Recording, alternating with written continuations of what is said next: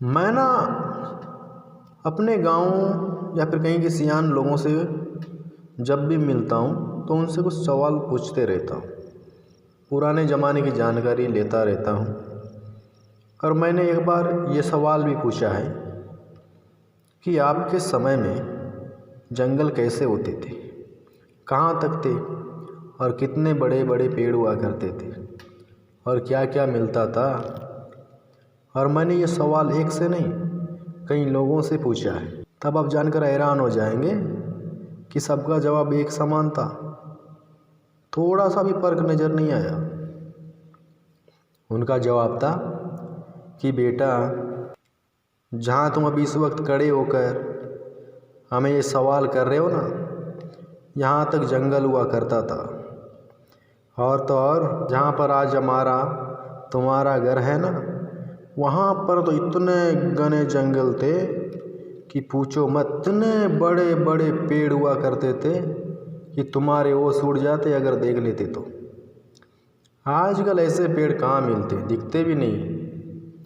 और जंगली जानवर, अरे जंगली जानवर तो यहीं से गुजरते थे, शेर, भालू, बाघ, चीतर, हिरण। अरे बाबू, हमने हमारे ज़माने में खरगोश से लेकर शेर तक के जंगली जानवरों को देखा है।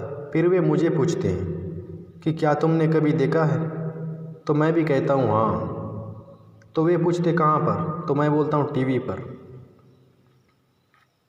तो वे हंसने लगते हैं।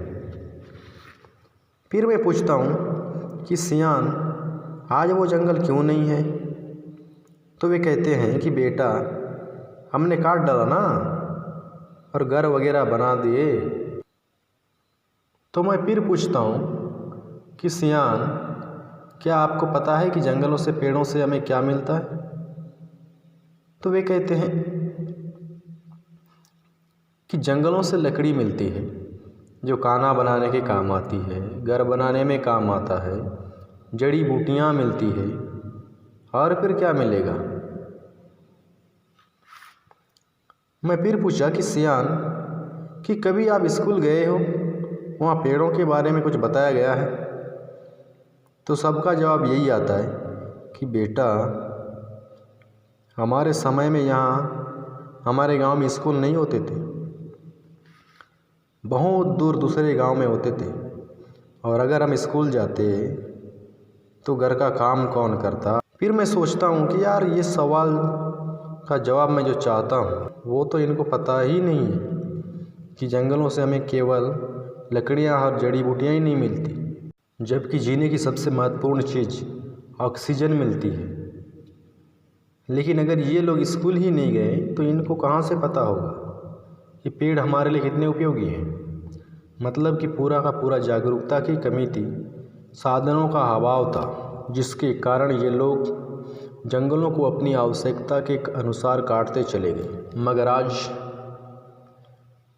आज तो हम पढ़े लिखे हैं, हम में जागरूकता की कमी नहीं है, ना ही किसी प्रकार के साधनों का अभाव है। तो हम क्या कर रहे हैं? क्या हमने आज तक किसी को समझाने का प्रयास किया है कि जंगलों की सुरक्षा क्यों करनी चाहिए? क्या हमने अपने हाथों से एक पौधा लगाया है या फिर कहीं कटता पेड़ देखकर रोकने का प्रयास किया है या फिर किसी को पौधा रोपने के लिए प्रेरित किया है? फिर हमारे जागरूक होने का क्या फ़ायदा, हमारे पढ़े लिखे होने का क्या फ़ायदा? हमें अपने पूर्वजों को दोष नहीं देना है क्योंकि वे इसके बारे में नहीं जानते थे।